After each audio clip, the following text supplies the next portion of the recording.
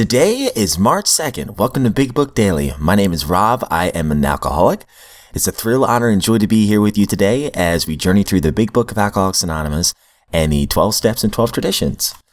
Hope everybody's doing okay today. We're going to be journeying through the Big Book, AA number 3. We're actually going to finish Bill Dotson's story today. So we're going to be reading pages 190 through 192. And we're also going to read out of the 12 and 12 a little bit more about step 8. We'll be reading page 78 today. So with all that, my friends, let's get right to the good stuff. All right, so if you recall from yesterday's reading in the Big Book, Bill Dotson, it was kind of neat. We got two perspectives. Of course, we got Bill's testimony here. I say Bill, but there were two Bills. Bill Dotson's testimony here. And he's talking about how he finally turns everything over to his higher power when he's in the hospital. And by the time Bill W. And Dr. Bob return, they can already see that he's a changed man. As a matter of fact, Bill W., he interjects this testimony here and talks about his experience with Bill Dotson. So it's really neat to see that, once again, this is a miracle here. The first AA group here in Ohio is being formed, and miracles are happening right in front of our eyes. So we're going to continue and finish Bill Dotson's testimony right here. We're on the top of page 190. If I could stick to him and listen, I would make it. I remember when the boys came back. I told them, I've gone to this higher power and I have told him that I am willing to put his world first, above everything. I've already done it. And I'm willing to do it again here in the presence of you. Or I'm willing to say it in any place, anywhere in the world, from now on and not be ashamed of it. And this certainly gave me a lot of confidence and seemed to take a lot of the burden off me. I remember telling them too that it was going to be awfully tough because I did some other things. Smoked cigarettes, played penny ante poker sometimes, and bet on horse races, and they said, don't you think you're having more trouble with this drinking than with anything else at the present time? Don't you believe that you're going to have all you can do just to get rid of that? Yes, I said, reluctantly. I probably will. They said, let's forget about those other things. That is, trying to eliminate them all at once and concentrate on the drink. Of course, we had talked over quite a number of the failings that I had and made a sort of inventory, which wasn't too difficult because I had an awful lot of things wrong that were very apparent to me. Then they said, there is one other thing. You should go out and take this program to somebody else who needs it and wants it. Of course, by this time, my business was practically non-existent. I didn't have any. Naturally, for quite a time, I wasn't too well physically either. It took me a year or a year and a half to get the feeling physically well. And it was rather tough. But I soon found folks whose friendship I had once had, and I found, after I had been sober for quite some little time, that these people began to act like they had in previous years, before I had gotten so bad, so that I didn't have to pay too awful attention to financial gains. I spent most of my time trying to get back these friendships, and to make some recompense toward my wife, whom I'd hurt a lot. It'd be hard to estimate how much AA has done for me. I really wanted the program, and I wanted to go along with it. I noticed that others seemed to have such a release, a happiness, a something that I thought a person ought to have. I was trying to find the answer. I knew there was even more, something that I hadn't got, and I remember one day, a week or two after I had come out of the hospital, Bill was at my house talking to my wife and me. We were eating lunch and I was listening and trying to find out why they had this release that they seemed to have. Bill looked across at my wife and he said, Henrietta, the Lord has been so wonderful to me, curing me of this terrible disease, that I just want to keep talking about it and telling people. I thought, I think I have the answer. Bill was very, very grateful that he had been released from this terrible thing and that he had given God the credit for having done it. And he's so grateful about it, he wants to tell other people about it.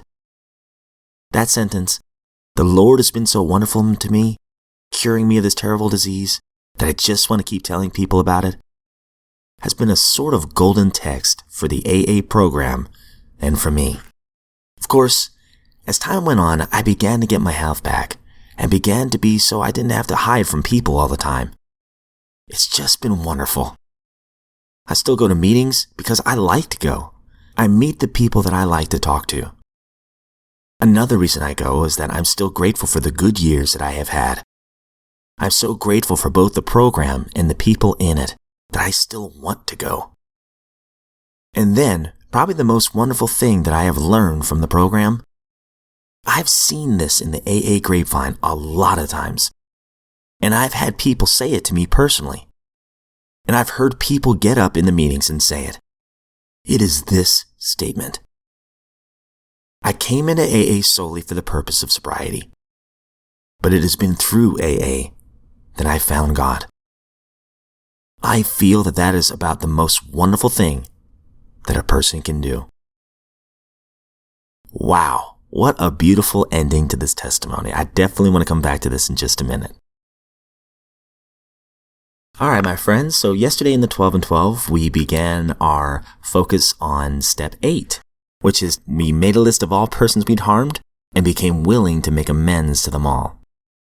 And in the first page, on page 77, we talked about having a willing start to be made. It says right here, but now the time has come when he ought to redouble his efforts to see how many people he has hurt and in what ways. This reopening of emotional wounds, some old, some perhaps forgotten, some still painfully festering, will at first look like a purposeless and pointless piece of surgery. But if a willing start is made, then the great advantages of doing this will so quickly reveal themselves, the pain will be lessened as one obstacle after another melts away. Powerful stuff right there. So we're just going to continue with the next paragraph, page 78. These obstacles, however, are very real. The first, and one of the most difficult, has to do with forgiveness. The moment we ponder a twisted or broken relationship with another person, our emotions go on the defensive. To escape looking at the wrongs that we have done another, we resentfully focus on the wrong that he has done to us. This is especially true if he has, in fact, behaved badly at all. Triumphantly, we seize upon his misbehavior as the perfect excuse for minimizing or forgetting our own. All right, so while this is fresh real quick, I've been guilty of saying, well, I'm the victim here, and I guess subconsciously or maybe even consciously, I felt, well, that absolves me from all guilt. I haven't done anything wrong. It's all him or it's all her fault. For me, that was deflection. What was my part in the whole situation? If I look closely enough, there's something that I did in that situation. And as I said yesterday, it's even my choice of whether or not I'm going to let somebody hurt my feelings. I love what I learned from a friend. He said, it's none of my business what other people think of me. That's their thing. And when I really thought about that, for me, that ends up being true because what should really matter is just my relationship with my higher power. And am I doing his will? Because let me tell you something. I'm a people pleaser and an introvert, I guess, and a people pleaser. Go figure that one out. But I've put this mask on over here. I've put this mask on over there. I've tried to be the great director, as the big book says, hoping that everyone would like me. And even then, when I pretended to be somebody else, nobody, there were people that didn't like me. And that was the exhausting way to do things. So now I want to be me. Grow into the man that I feel like God has created me to be. And whether people like me or not, that's none of my business. It's blunt, but it's truth. At least it's been in that way for my life. Triumphantly, we seize upon his misbehavior as the perfect excuse for minimizing or forgetting our own.